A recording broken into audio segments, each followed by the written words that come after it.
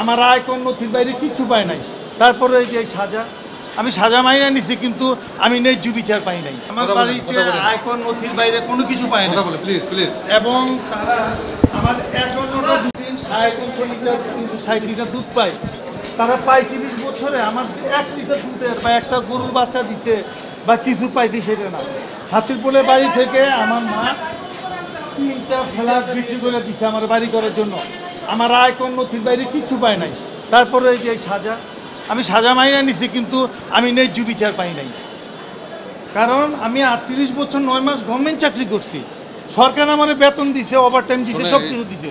মাত্র 4 বছরের বেতন আমার মামলার মধ্যে নথিভুক্ত করছে। আর 35 বছর আমি বিনা বেতন চাকরি করলাম।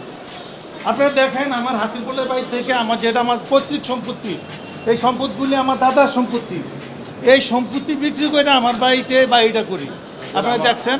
আর অন্য যে সকল সম্পদ দেখাইছে এগুলি কিছু পায় নাই। সরকার আমার নামে 2,60,00,000 টাকার সম্পদ দেখাইছে, অথচ 2,70,00,000 টাকার সম্পদের ট্যাক্স আমি দেই। ট্যাক্স ফাইলের বাইরে কিছু পায় নাই। আমার ট্যাক্স ফাইলের ট্যাক্স ফাইলের বাইরে আমার কিছু পায় নাই। আমার ষড়যন্ত্রমূলক এই মামলা দিচ্ছে। আপনারা জানেন করোনাকালীন সময়ে আমাদের অফিসে যে অকারেন্স ঘটতেছিল, সেই সময় সরকারের বিরুদ্ধে ব্যবস্থা না নিয়ে আমাদের নিরীহ কয়েকজন কর্মচারীদের বিরুদ্ধে মামলা পাঠা দিচ্ছে। আমি স্বাস্থ্যের ডিজির সাথে আমার চাকরি জীবনে 1 সেকেন্ডও চাকরি করি নাই। অথচ আমার বারবার দেখায় মিডিয়া আমার কোটি কোটি, তাহলে আমার এই সম্পদগুলি গেল কোথায়? আমার যে মিডিয়া কোটি কোটি টাকা সম্পদের মালিক বানাইছে, আমার মামলায় কিন্তু এগুলি নাই।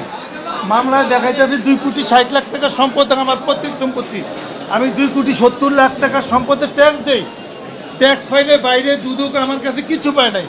অথচ দেখেন ষড়যন্ত্র মামলায় আমি আজকে সাজা পাইলাম।